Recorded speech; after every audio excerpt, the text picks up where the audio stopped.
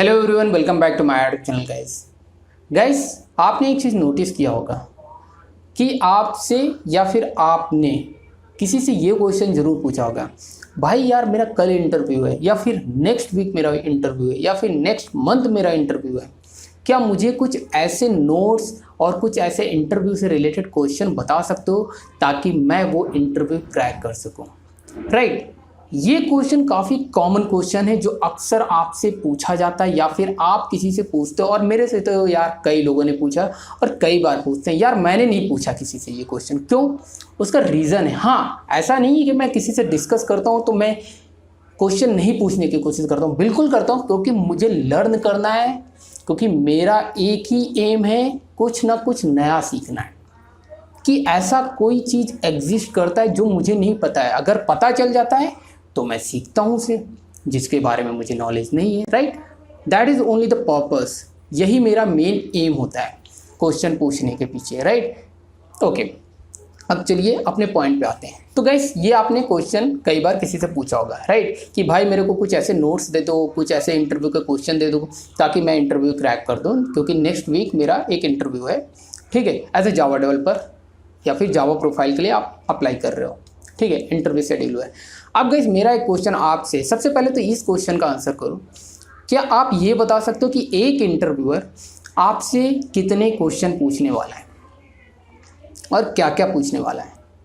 तो बिल्कुल यार, इसका आंसर कोई नहीं दे सकता, मैं भी नहीं दे सकता और आप भी नहीं दे सकते। राइट, लेकिन अगर यही क्वेश्चन मैं कुछ इस तरह से बोलूँ, क्या आप ये बता सकते हो कि वो जो इंटरव्यूअर है वो आपसे क्या पूछने वाला है? राइट, यहाँ पे समझना, मैं ये नहीं बोल रहा हूँ कि कितने क्वेश्चन पूछने वाला है और कौन कौन से क्वेश्चन पूछने वाला है। मैं यहाँ पे ये बोल रहा हूँ कि इंटरव्यूअर आपसे क्या पूछने वाला है, क्या आप इसका आंसर कर सकते हो?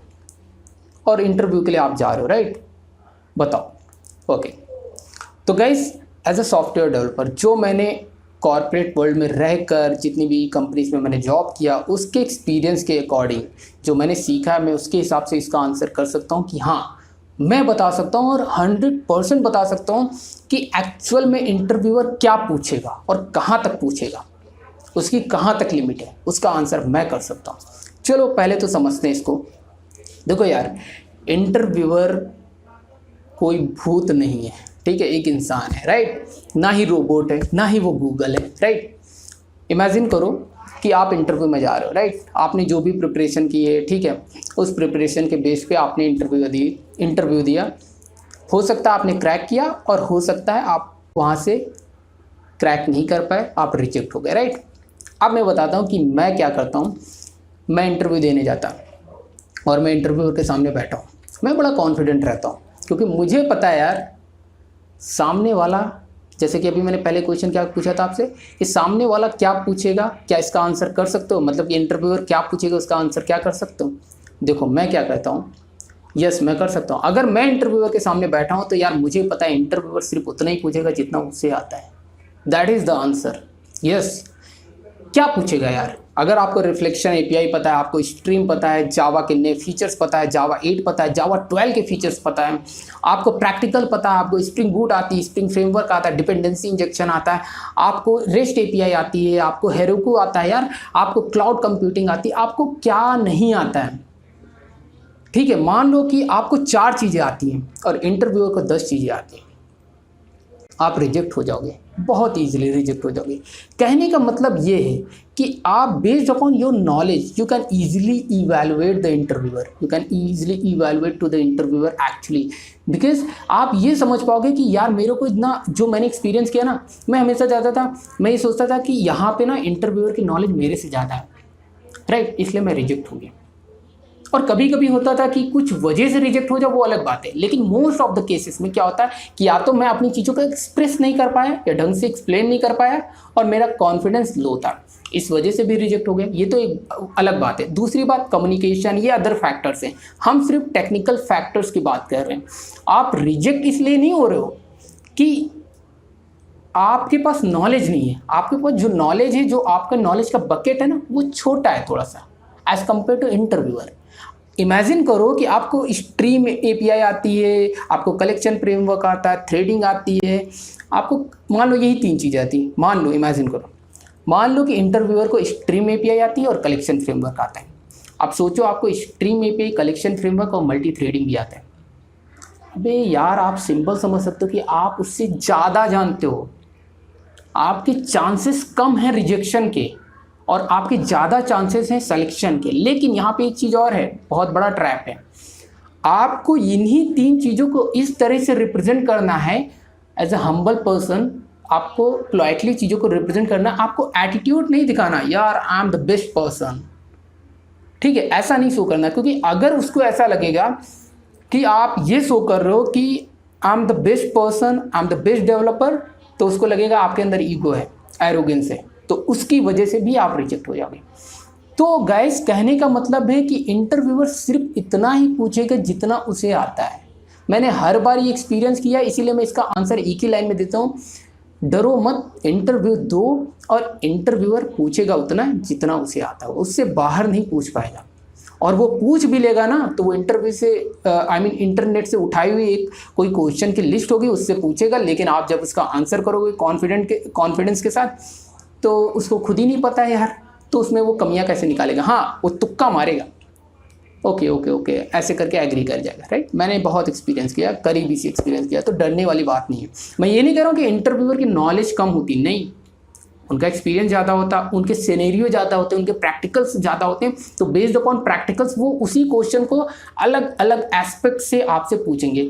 अच्छा, ये सिनेरियो है तो इसमें ये के डिफरेंस क्या होता है, आप रियल सिनेरियो में कैसे इंप्लीमेंट करोगे, तो इस तरह से भी आपको पूछेंगे, ताकि उनको ये पता चले कि क्या आपने रियल प्रोडक्ट बनाते वक्त या फिर रियल एप्लीकेशन में कहीं पे यूज़ किया है, कुछ आइडिया है कि नहीं रियल एप्लीकेशन का।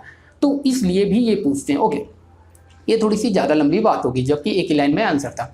अब गाइस, उन लोगों के बारे में बताना चाहूँगा जो लोग इंटरव्यू से डरते हैं कि सर मैं इंटरव्यू देने गया और मुझे डर लग रहा है कि मैं इंटरव्यू से रिजेक्ट ना हो जाऊँ। सर डरना क्यों है? आप कंची खेल रहे हो जो डरते हो, या फिर आप कुछ ऐसा कर रहे हो जिसमें कोई स्कोप नहीं है। अबे यार, आप IT इंजीनियर हो, एक जगह सिलेक्शन नहीं होता तो डोंट वरी, दूसरी जगह नहीं होता कोई दिक्कत नहीं, तीसरी जगह, चौथी जगह, पांचवी जगह, छठी जगह नहीं होता, कोई दिक्कत नहीं यार, क्योंकि आप कंचे नहीं खेल रहे हो, आप इंजीनियर हो। आपको ये पता है कि आप सही डायरेक्शन में एटलीस्ट काम तो कर रहे हो ना कंटिन्यूसली, आज नहीं तो कल वो अचीवमेंट मिल जाएगी। किसी को जल्दी मिल जाती, किसी को देर से मिलती, बस फ़र्क इतना है कि ईमानदारी से अगर आप लगे हो तो आउटपुट मिल जाएगा, राइट। तो डरना नहीं।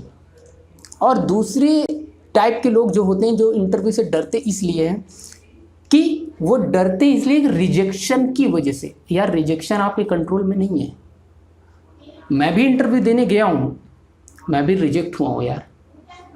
मैं कोई जीनियस नहीं हूँ, ठीक है, कि मैं गया और इंटरव्यू क्रैक कर दिया। नहीं यार, मैं रिजेक्ट हो जाता हूँ और कई इंटरव्यू में रिजेक्ट हुआ हूँ। अगर मैं अपने आप को बोलूँ कि मैंने अगर 10 इंटरव्यू दिए तो मैंने 6 इंटरव्यू क्रैक किए हैं और 7 इंटरव्यू क्रैक किए हैं, जिसमें से 3 में या 4 में कभी कभी रिजेक्ट हुआ हूँ, ऐसे रिजेक्ट हो चुका हूँ। मतलब कि मोर देन 50% मैं क्रैक कर देता हूँ, उसके बाद रिजेक्ट होता हूँ मैं भी। तो ऐसा नहीं मुझे सब कुछ आता है, राइट। तो ऐसा सबके साथ है, कोई भी यहाँ पे जीनियस नहीं बैठा है, सुपरमैन कोई नहीं है, हर कोई सीख रहा है, हर कोई अपने आप को हमेशा इंप्रूव कर रहा है, इन्हेंस कर रहा है, राइट। तो जो लोग इस तरह से डरते हैं ना रिजेक्शन से, उनके लिए मेरा एक सबसे इम्पॉर्टेंट मैसेज है। एक स्टोरी के थ्रू मैं समझाने की कोशिश करूंगा। आप टेंशन मतलब वीडियो का लेंथी हो रहा, कोई दिक्कत नहीं, मुझे कोई फ़र्क नहीं पड़ता, क्योंकि मेरे अंदर जो फीलिंग्स है मैं यहाँ पे बस आप लोगों के साथ कैजुअल बैठ कर शेयर करना चाहता हूँ। देखो गाइस, यहाँ पे एक चीज़ समझा, इमेजिन करो कि 2 बंदे हैं और बीच में एक तालाब है, ठीक है, और इस साइड ना, मतलब कि जंगल साइड है, ये जंगल एरिया है, राइट। इस साइड वो 2 पर्सन है और यहाँ पे तालाब है और नहर है, आप इमेजिन कर लो, और नहर उस पार जाना, उधर एक कस्बा है, ठीक है, एक एरिया है जहाँ पे एक्चुअल पब्लिक रहती है, ठीक है।